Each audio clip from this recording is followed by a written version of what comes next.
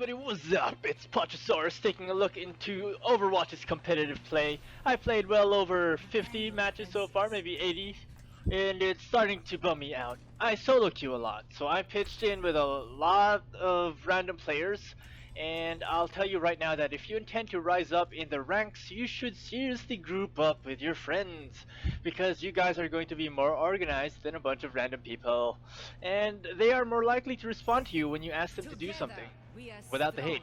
People are probably so fed up with toxic players that they opt out of the voice chat, and you can't blame them for it.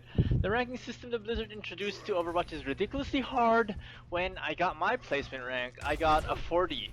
And that was mostly due to levers, but I thought, hell, what the heck? If I belong in a higher rank, then I surely will get there as long as I continue playing and continue playing well. But I soon figured out that as I kept on running into terrible games and went on an all-time losing streak, I ended up with a rank of 35 as my lowest rank peak, or whatever you call it. It happened so fast, I don't even know how I ended up with this, and I guess this is what makes the ranking system so messed up. I noticed that the amount of rank experience, let's just call it that, rank experience, I noticed how the amount of rank experience that I would gain should I win was significantly larger at rank 35, but when I lose, I would lose significantly smaller as well. So what's up with that?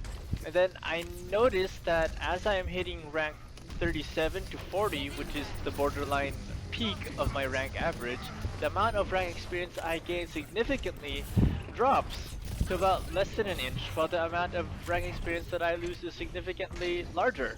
And I think that this is what confuses people. People are complaining that this rank system is discouraging people to rank up by greatly increasing the amount of rank experience that you lose as you're coming closer to breaking free from your average rank, which in my opinion is a good and progressive way to rank up, since it makes you work harder and it makes you want to play better so that you feel that you actually deserve to be in that rank. I don't know if I explained it properly, but it does sort of make sense, but it makes people so angry because it makes it harder for people to win. And I think what people want is sort of a easier means of winning. So the system is trying to test your consistency by lowering the amount of rank experience that you're getting. I think this kind of system is to prevent players from accidentally being placed in a rank just because they got lucky one or two times because their teammates were really good or because their enemy was really bad. I could be wrong here, but this is how I see it, so please correct me if I am wrong. So in a way, it's trying to force you to get better or get stuck at that rank for the rest of your life by trying to force you into becoming more consistently better at the game by reducing the amount of experience that you gain as you're about to reach the peak of your average rank range. This is probably due to a lot of factors such as who you play with and who you are playing against, as well as how well you performed in that match compared to how well your teammates have performed, and then in contrast to how well your enemies have performed. So it's a lot of things that the game is trying to consider, and this is how it determines how much experience you're going to gain. Of course, you could just group up with a bunch of players that you know and players that you are comfortable with playing around, and then increase your chances of winning, because of course a well-coordinated team will triumph over any random group of players. Now, I know that that's what the placement matches are for, right? So that's, you get placed in a rank that you belong in so that you don't have to group up with people and you can solo play, and I think a majority of people are solo players, solo queuers, and well, this is where the question comes in of how exactly are we being ranked. Word is that players with the most damage are ending up at the top, but that's not how a team game works. A support can make a huge difference to the game and yet not even dish out a single bullet. Supports have that power to change the tide of the game without dealing any damage. So how come we're not seeing more support players in the top 50 players of Overwatch? Well, Jeff did explain that the amount of experience you gain is related to how well you perform in a match. However, I myself have experience performing over the top with 3 to 4 gold medals as a support. Would you believe that? As a support with 3 to 4 gold medals. Then lose, and still I would lose a tremendous amount of experience. Well, here's a little message on behalf of the community for you, Jeff.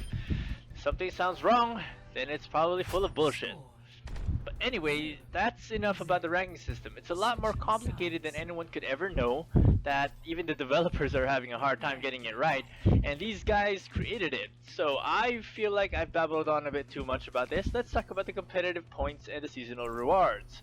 Anyone who has played their placement matches and has been given a rank will be given the Season 1 spray and profile icon.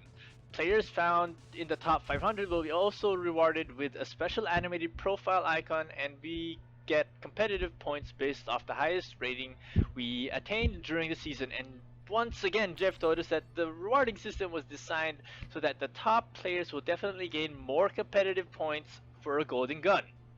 A golden gun. One golden gun. I emphasize. So they definitely intend for these golden guns to be a rare thing and not meant to be collected like, you know, the usual skins. They are meant to be symbols of our great skill. So for us lesser beings, I guess we should start grinding competitive points and disregard any hopes of raising our ranks for the end of season competitive point reward. It's only 300 wins, right? Surely we can do that in 3 months. Especially if we have no life, no jobs, no families. But yeah, sure, Blizzard, we get your drift. I guess competitive is about to get less competitive, but now no worries, right? This is all intended. But to be fair, once you have been through about 50 or so games of solo queuing, the system matches you with players that are more of your skill level. So in short, it becomes more accurate as you keep on playing. It balances stuff out because there's a large pool of players with varying skill levels, and the system simply can't match you in a good game with players of your skill level just by analyzing a few games you've played. So I emphasize, play as many games as you want, and eventually you'll get there in that group of players that are in your skill level. I personally find myself in fairly tight matches now than before. I've yet to actually determine if this is actually the sweet spot that I've hit of my average ranking, but I'm continuing to play the game just to find out a little bit more, understand the game's ranking system more. I just find it so strange that I will end up in a losing streak for 5 games, and then all of a sudden I'm in a winning streak for the next 5 games again. And well, since the release of the competitive play, I've lost and gained ranks in such a crazy fashion, and it always keeps me within the 35 to 40 range, which I'm starting to think is my real rank as a solo queue. However, that could just be me.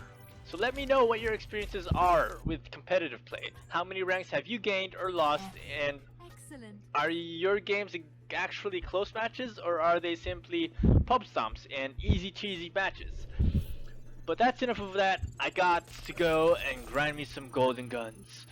This is Pachasaurus with a little bit of a review and explanation of how I understand the competitive play rank system. And I may have ran it out a bit, but hey, it's only because I love Overwatch so much. You guys know the drill. Like, comment, and don't forget to subscribe. I'll see you guys in the next one.